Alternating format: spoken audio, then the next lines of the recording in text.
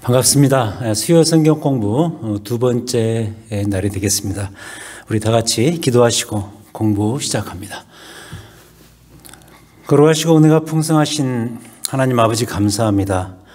하나님께서 우리를 구원받는 주의 자녀로 삼아주시고 우리의 삶 속에서 그 구원의 은혜를 여러 가지 모양으로 풍성히 드러내시고 우리로 하여금 하나님의 자녀로 살아갈 수 있는 여러 가지 삶의 길들을 주심을 감사합니다. 우리에게 말씀을 주셔서 말씀을 배울 수 있는 기회도 주시고 특별히 우리가 하나님이 누구신가에 대해서 계속 배우는데 오늘은 우리를 구원하신 구원자 하나님에 대해서 배우려고 합니다. 주께서 함께해 주셔서 우리의 마음을 주장하시고 주의 성령의 역사하심이 있고 그로 인한 하나님을 향한 참으로 온전하고 아름다운 반응들이 우리의 마음속에 일어날 수 있도록 인도하여 주시옵소서. 예수 그리스도 이름으로 기도드립니다. 아멘. 우리가 이제 계속해서 그 성경 속의 조직신학, 조직신학이라는 것은 지난주 말씀드렸던 것처럼 그 성경을 위에서 수직적으로 바라보면서 중요한 토픽들을 선정해서 그 토픽에 맞게 성경의 내용과 구절들을 정리해서 이렇게 시스테매틱하게 조직적으로 이제 편집해 놓은 그런 신학의 분야가 조직 신학입니다. 이제 우리가 그 중에 이제 가장 중요한 토픽일 수 있겠죠. 하나님은 누구신가? The Doctrine of God. 하나님이 누구신가에 대해서 우리가 계속해서 배우고 있습니다. 오늘은 이제 그 두 번째 시간으로서 구원자 하나님에 대해서 배우겠습니다. God the Savior, 구원자 하나님. 아마도 이 주제는 이번 6주에 걸쳐서 하게 되는 하나님이 누구신가에 대해서 우리가 배우는데 아마 가장 중요한 주제가 되지 않을까 싶습니다. 학교 다닐 때 우리 그런 거 있었죠.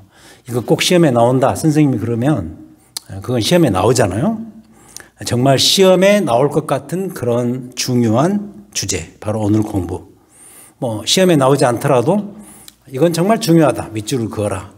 그러면 언젠가는 그 중요한 내용들을 이렇게 사용할 수 있는 그만큼 중요한 주제, 바로 오늘 공부의 주제, 구원자 하나님이 되겠습니다.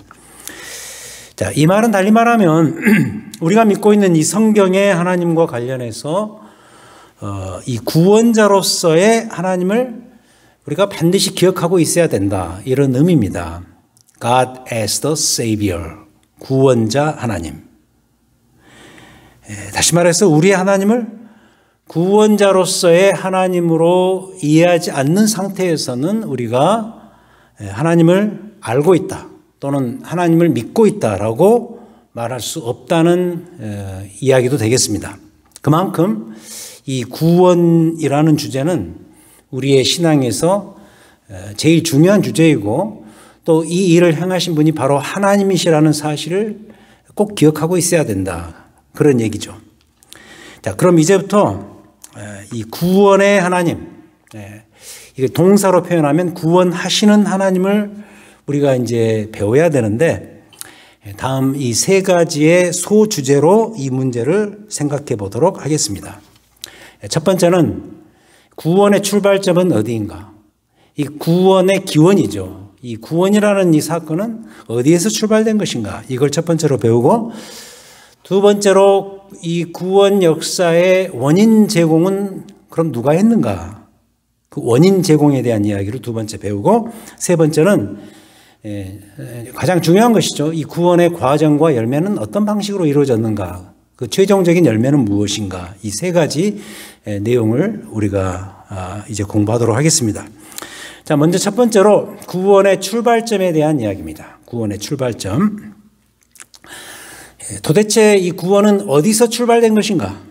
이런 문제인데 그것은 단적으로 말해서 하나님 자신의 마음입니다. 구원의 출발점은 하나님 자신의 마음에 있다. 즉 하나님의 마음이 구원의 출발 지점입니다. 이 구원의 사실 궁극적인 혜택은 우리 자신들이 보는데 그 베니핏에 구원이라는 그 베니핏에 더듬어 올라가서 그 출발지는 어디인가? 바로 하나님의 마음이다.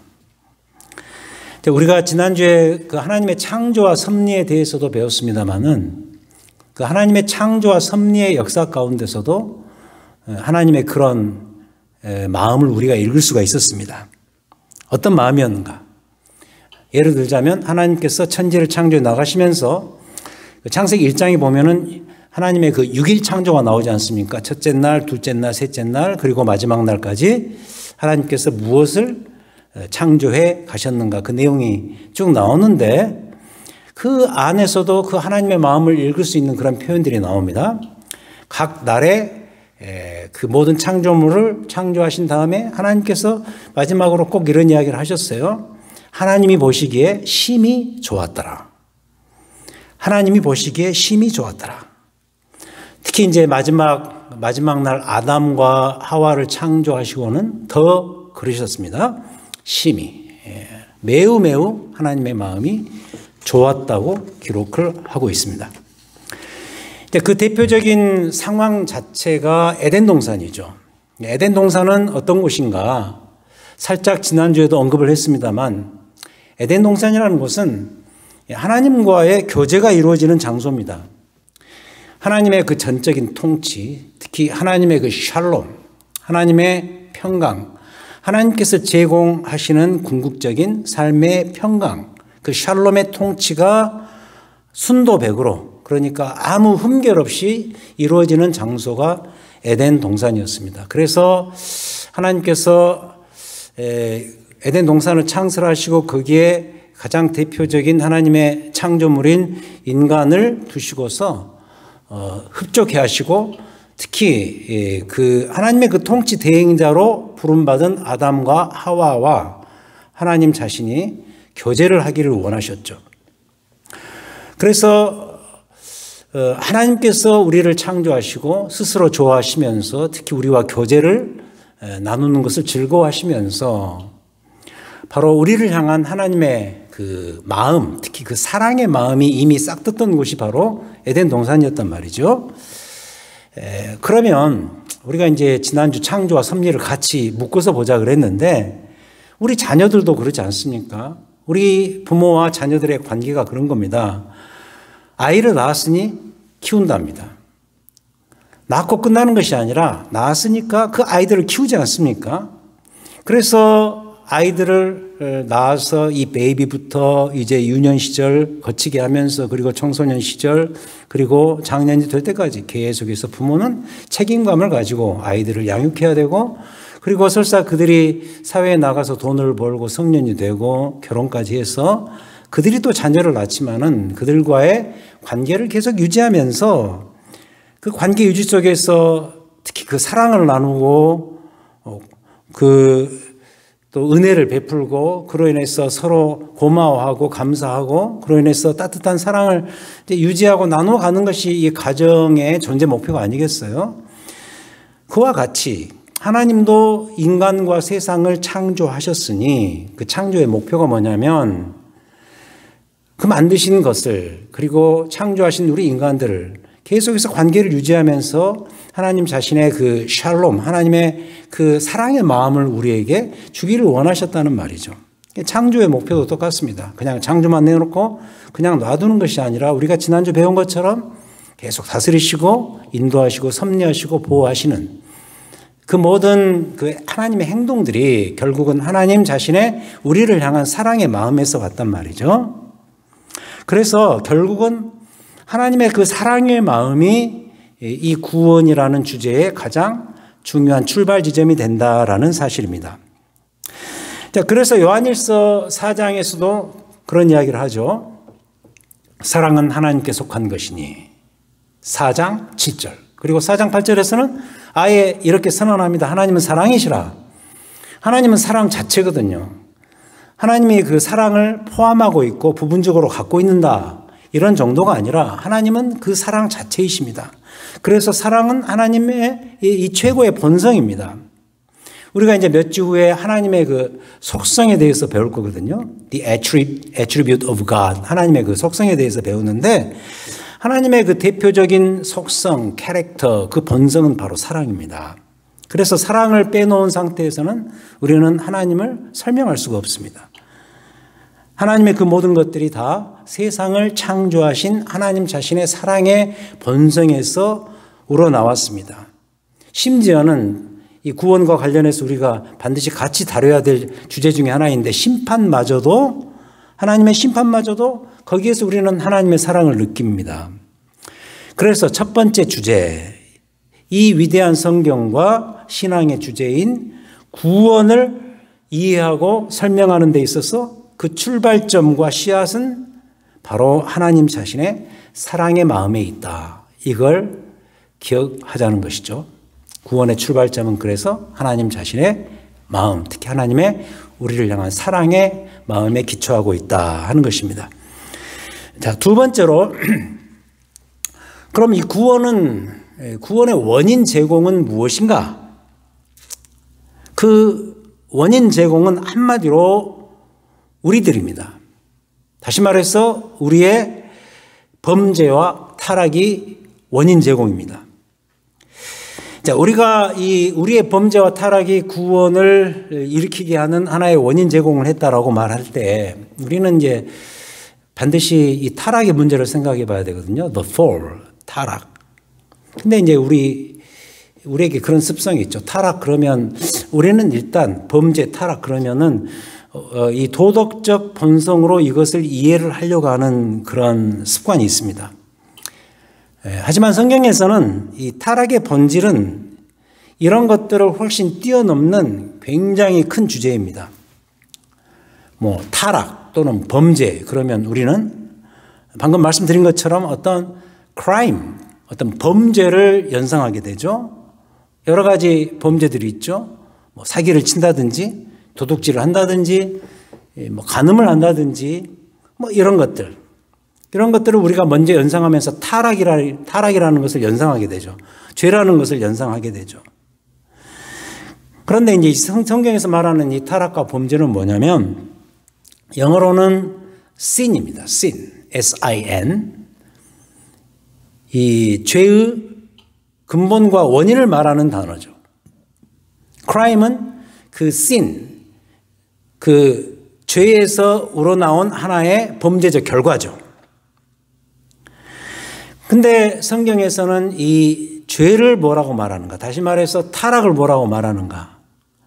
그것은 에덴 동산에서 있었던 그 창세기 3장의 일을 우리가 연상해 보자면 하나님의 그 순도백의 통치에서 벗어나려고 하는 인간의 시도입니다. 인간의 음모. 하나님의 통치가 싫은 거예요. 하나님의 이 샬롬을 마음껏 누릴 수 있는데 그 혜택을 받기가 싫고 자기가 이 세상의 주인 되고 왕이 되어서 하나님을 내 휘하에 두려고 하는 그런 시도 그 자체가 바로 타락입니다. 하나님과의 샬롬의 관계를 싫어해서 거기에 응하는 여러 가지 행동들을 구체적으로 옮기는 그 일들, 그게 뭐죠? 그게 죄입니다.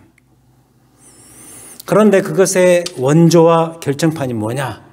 행동으로 말하면 하나님이 명하신 그 실과를 따먹은 것이죠. 선악을 알게 하는 나무의 열매를 따먹은 그 사건이죠. 그래서 피할 수 없어요. 지금의 우리도 보면은 내 안에서 하나님의 샬롬의 통치를 싫어하는 본성들이 근본적으로 다 있습니다. 어쩌면 매일 경험하고 있는 일들입니다. 예를 들자면 선보다는 악을 더 좋아하고 평화보다는 갈등을 더 좋아해요. 우리가 평화를 원하지만 사실 우리 마음속에 어떤 관계의 갈등을 일으키는 그 동기들이 훨씬 더 많습니다. 그걸 또 은근히 좋아합니다. 뒷말하기 좋아하고 어떤 공동체가 이렇게 갈등으로 파괴되는 것을 은근히 기대하는 듯한 행동들을 우리가 합니다. 그런 본성이 다 있다는 거죠. 그리고 무엇보다도 이기적이죠. 섬기기보다는 내 것을 더 확보해서 모든 상황들을 내 편으로 만들고 싶어하는 그런 본성.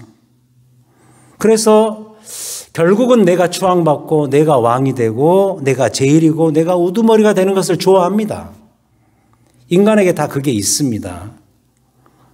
그런데 성경은 그것을 놓고 뭐라고 말하는가? 그게 타락이고 그게 죄라고 말하는 거예요. 뭐 우리 어른들은 뭐 그것을 나름대로 폼나게 하죠. 근데 뭐 아이들 보면은 그거 뭐 그냥 금방 드러나지 않습니까? 이기적이고 뭐 아이들만큼 그게 뭐 아이니까 귀여워서 넘어갈 수는 있지만 뭐 가만 보면 그 아이 때부터 자기만을 원하고 자기만을 추구하는 그런 이기적인 본성이 다 있죠.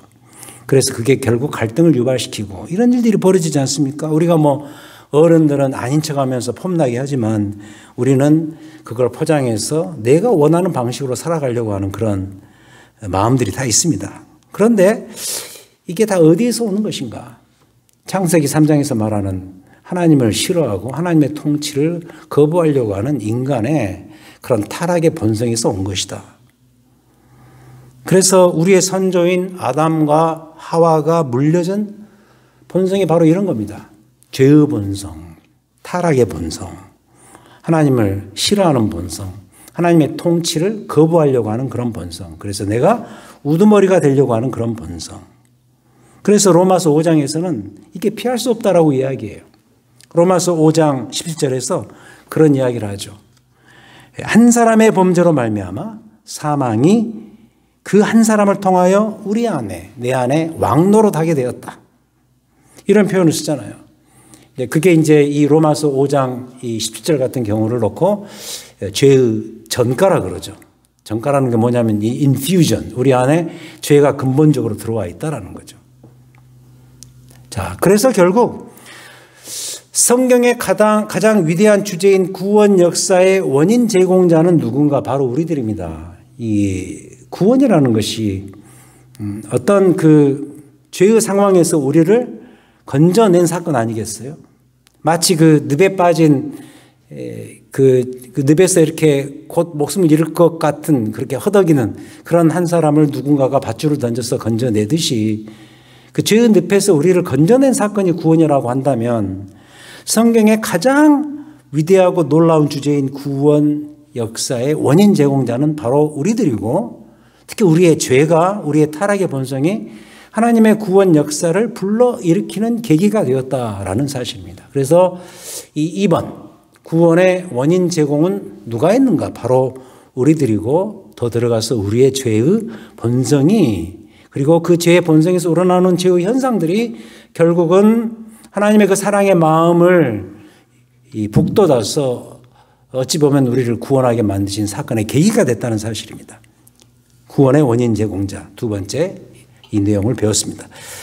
자, 세 번째는 뭐냐? 제일 중요한 건데 그럼 그렇게 해서 이제 출발된 이 구원이 어떤 과정을 통해서 이루어졌고 그 최종적인 열매는 무엇인가? 이걸 배워보도록 하겠습니다.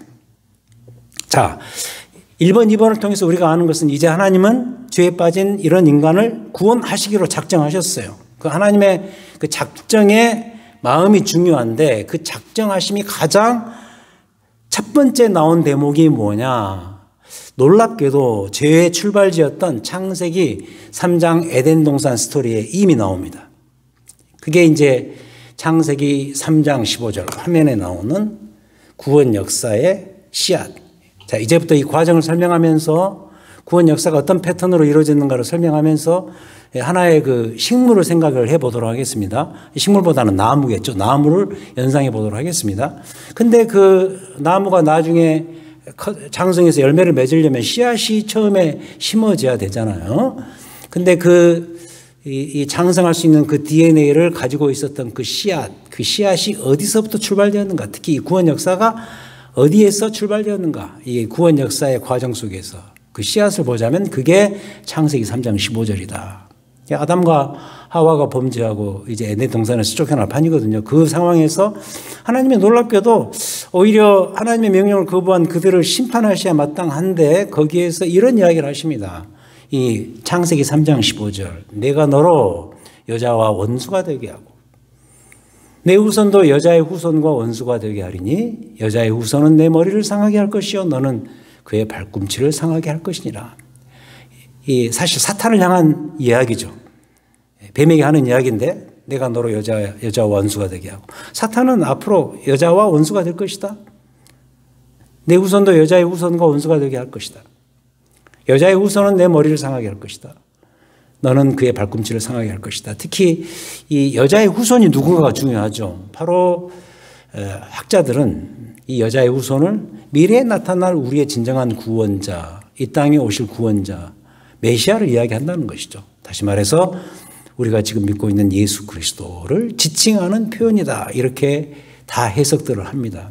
그래서 그 여자의 후손, 사탄이 여자의 후손인 그리스도를 아무리 가격해서 상하게 하려고 해도 결국은 그의 발꿈치를 상하게 하는 수준이다. 그러니까 미약하다는 이야기죠. 근데 그 여자의 후손 메시아는, 구원자는 너의 머리를 상하게 할 것이다. 머리 상하게 하는 것과 발꿈치 상하게 하는 것이 비교가 안 되잖아요. 사탄은 아무리 구원자를 이 가격해서 없애려고 해도 결국은 그것은 미약한 상처밖에 남기지 않는 그런 가격이 될 것이지만, 이 여자의 후손은 사탄을 가격할 때 그 머리를 상하게 할 정도로 치명적으로 상하게 할 것이다. 그래서 이제 이 창세기 3장 15절을 원시복음이라고 말하죠. 프로토가스폴. 여기서부터 하나님은 이미 구원을 작정하셨고 미래에 펼쳐질 구원의 드라마를 미리 보여주시는 그런 복선 역할을 했다. 그래서 원시복음이다. 그래서 구원의 씨앗은 창세기 3장 15절부터 이미 있었다. The birth of salvation. 구원의 씨앗입니다. 태동입니다. 하나님의 사랑의 마음이 여기서부터 이미 드러났던 것이죠. 그럼 그 다음에 구원의 새싹은 뭐냐? 이제 씨앗이 심겨져서 새싹이 나와야 되지 않겠습니까? 그 새싹은 뭐냐?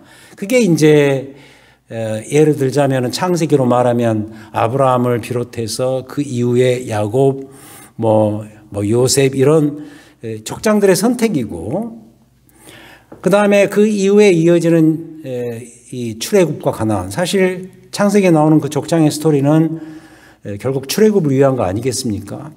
근데 그 출애굽 역사를 일으키시고 그들을 광야 40년을 통과하게 하셔서 가나안 땅까지 정착시키는 하나님의 목표가 그 구약성경 시작부터 나오죠. 그게 바로 구원의 새싹이라고 말할 수가 있습니다.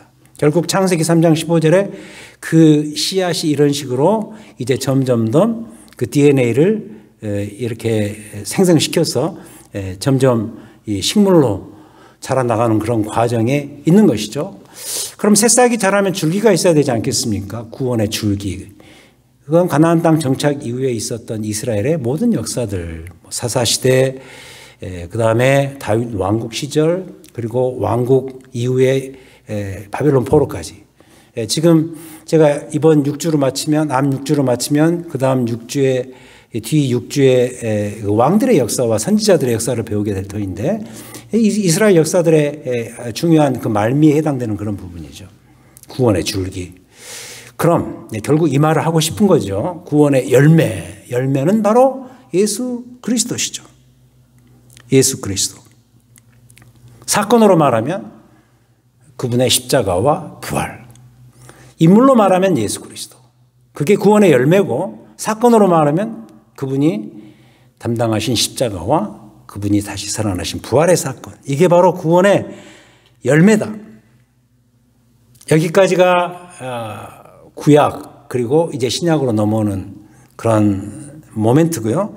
그리고 이제 마지막으로 구원의 해석과 적용. 예수 그리스도를 통해서 이루어진 그 구원의 아름다운 열매를 실제로 해석하고 적용하며 누리는 그런 존재들이 누구냐면 바로 교회고, 그리고 우리 그리스도인들이겠죠. 자, 그래서 이런 결론이 나오게 됩니다. 우리가 이제 성경을, 구약과 신약 성경을 공히 가지고 있습니다만, 그렇다면 창세기 3장 15절부터 출발되었던 구원의 그 DNA가 마지막 최종적인 열매를 이루는 그 지점까지 계속해서 똑같은 그 유전자로 진행되어 왔다고 한다면, 이런 식으로 그렇다면 구약 성경은, 예수 그리스도가 오시기 전까지 구약 성경은 구원의 최종적인 열매인 예수 그리스도, 그리고 그분의 십자가와 부활을 계속해서 바라보고 나아가는, 지향해 나가는, 그것을 준비하는 역사였다고 말씀드릴 수가 있겠고, 신약 성경은 뭐냐? 신약 성경은 그 이후의 일입니다. 그래서 예수 그리스도가 오시고 그분이 이루신 그 열매들을 실제로 누리고 맛보며 살아가는 구원 역사와 그 삶의 현장에 대한 내용이다.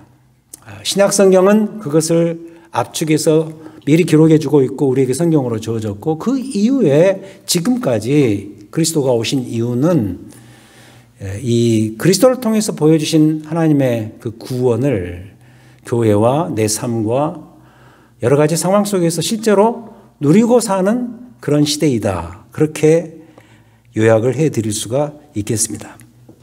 그래서 우리에게는 이 성경을 대하면서 절대로 잊지 않아야 될 정말 중요한 주제는, 그것은 바로 구원이다.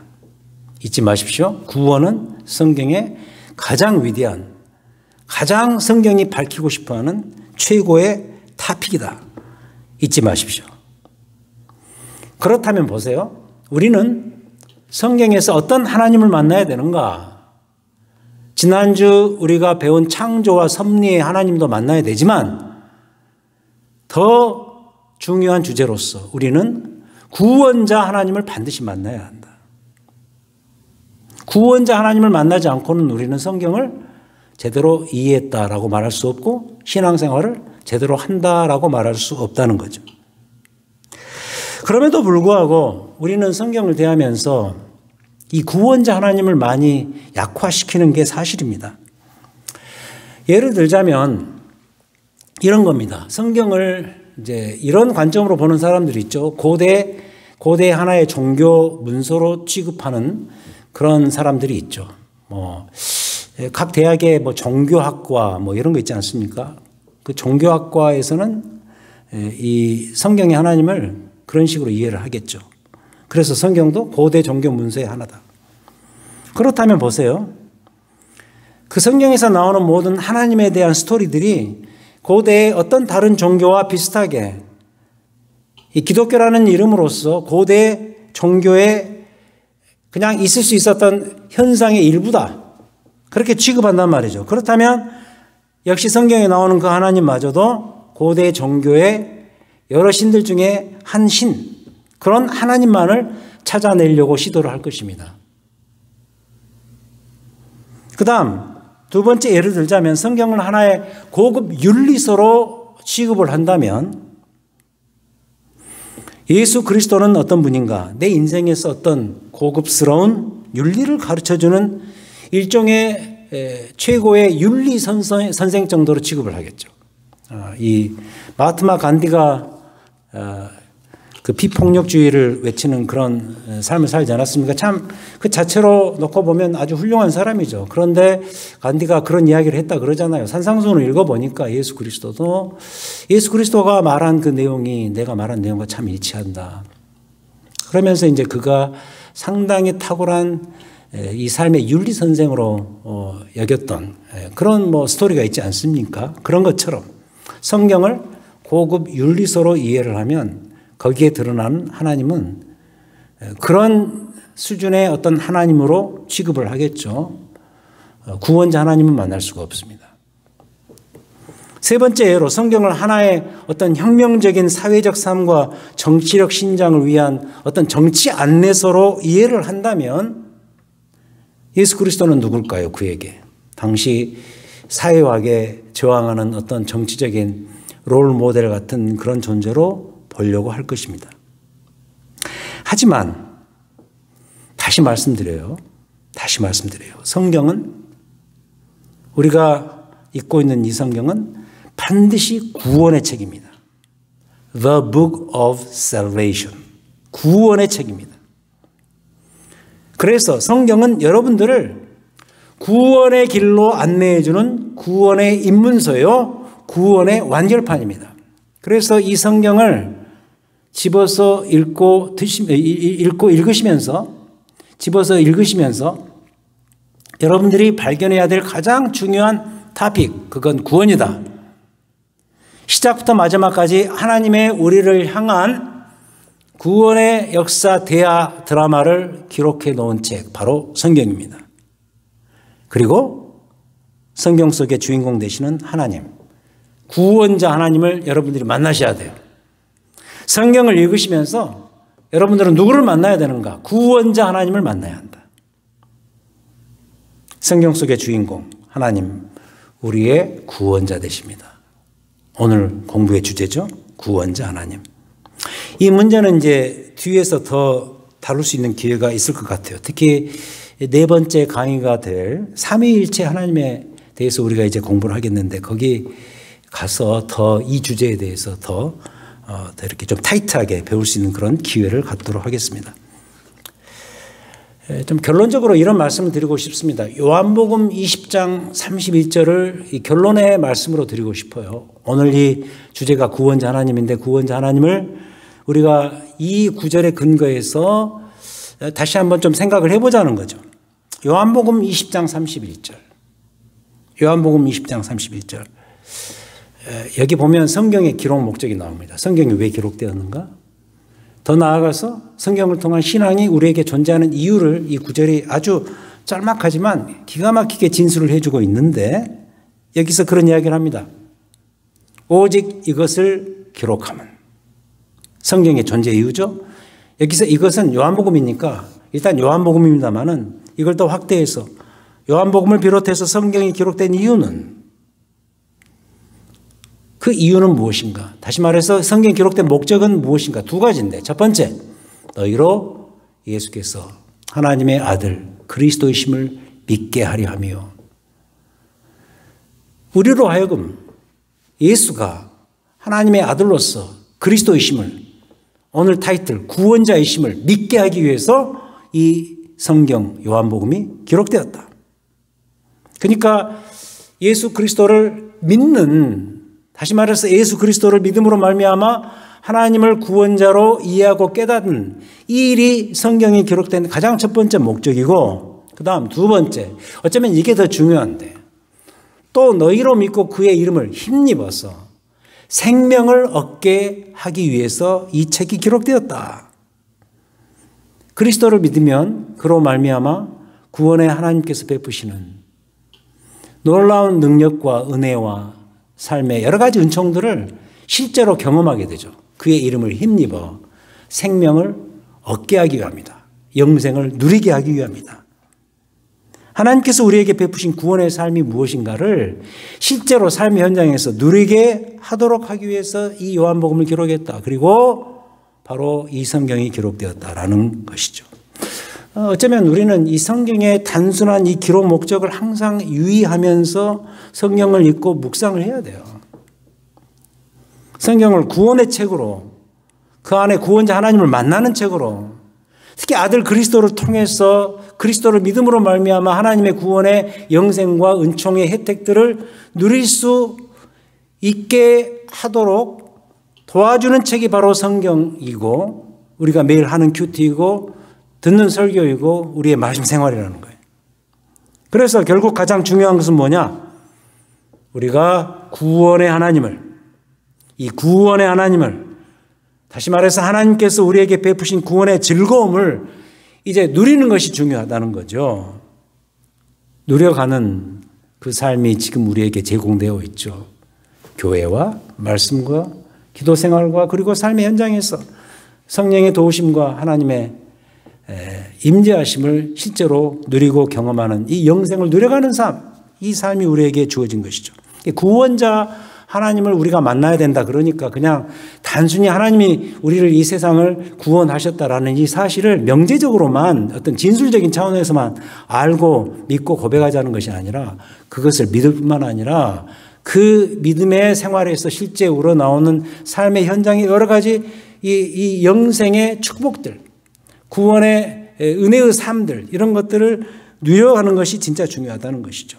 그래서 이제 결론은 이겁니다. 오늘 여러분들께서 이 구원자 하나님, 구원하시는 하나님 이것을 배운 것은 바로 이 목표 하나 때문인 것을 기억하셔야 되겠네요. 과연 나는 하나님께서 베푸신 구원의 은혜와 즐거움을 누려가고 있는가? 이 질문이죠. 오늘 이 공부가 그래서 여러분들에게 실제로 여러분의 삶 속에서 구원의 하나님을 매일매일 누리고 즐거워할 수 있는 그런 계기가 되었으면 하는 그런 마음입니다. 자, 다음 주에는 무슨 공부를 하냐면 말씀하시는 하나님을 공부합니다. 이 계시하시는 하나님. 하나님은 자기 스스로를 드러내시는, 계시하시고 알리시는 그런 하나님이시거든요. 특히 오늘 우리가 좀 어느 정도 맛을 봤습니다만은 이 성경을 우리에게 주신 이 축복이 얼마나 큰 것인가. 이 성경 계시를 통해서 하나님이 어떤 분이신가를 우리가 알아가는 것이죠. 말씀하시는 하나님, 계시하시는 하나님. 이에 대해서 배우도록 하겠습니다. 공부를 마치면서 지난주 한번 했던 그것을 계속하고 싶은데요. 마지막 끝난 지점에는 기도를 마친 다음에 여러분들에게 그 내용과 관련된 찬양 한 곡을 링크해서 올렸으면 해요. 그래서 오늘 또 여러분들에게 이 찬양 한 곡으로 모든 공부를 마감하기를 원하는데, 지난주 우리가 배웠던 창조와 섭리 그 부분에서 제가 강조했던 시편 139편, 내가 새벽 날개를 치고, 그 찬송이 있죠. 그 시를 이제 찬송으로 만든 것이 있는데, 이 송정미 사모의 그 내가 새벽 날개를 치고, 이 음악을 여러분들에게 선물로 드리도록 하겠습니다. 잘 들어보시고요. 제가 참 미국 막 처음 와가지고 너무 힘들고 어려울 때 이 찬양 들으면서 거의 그 화장지를 달고 살았던 그런 기억이 나는데 얼마나 눈물이 나고 감사했는지, 이 시편 139편 내가 새벽 날개를 치고 이 찬양과 함께 오늘 이 모든 공부를 마감하도록 하겠습니다. 제가 기도하겠습니다. 하나님 아버지 감사합니다. 우리를 구원해 주신 것 감사합니다. 죄와 사망의 그늘에서 허덕이고 살아가는 우리의 존재들, 우리의 삶의 현상들, 무엇이 옳은지 무엇이 가야 될 길인지 알지 못하고 방황하는 저희들, 그런 저희들을 그 죄의 신음 가운데서 건져주시고 하나님께서 세워주신 그 구원의 아름다운 길들을 갈 수 있도록 인도해 주심을 감사합니다. 구원자 하나님을 만납니다. 하나님께서 베푸신, 그리스도를 통해서 베푸신 그 아름다운 구원의 열매들을 누려갈 수 있도록 하시면 감사합니다. 오늘도 우리의 남은 생애 속에서도 이 열매를 풍성히 누려갈 수 있도록, 또 계속해서 구원자 하나님을 만나며 기쁨과 감사 속에서 살 수 있도록 우리의 남아있는 삶을 인도하여 주시옵소서. 예수 그리스도의 이름으로 기도드립니다. 다음 주에 뵙겠습니다. 안녕히 계십시오.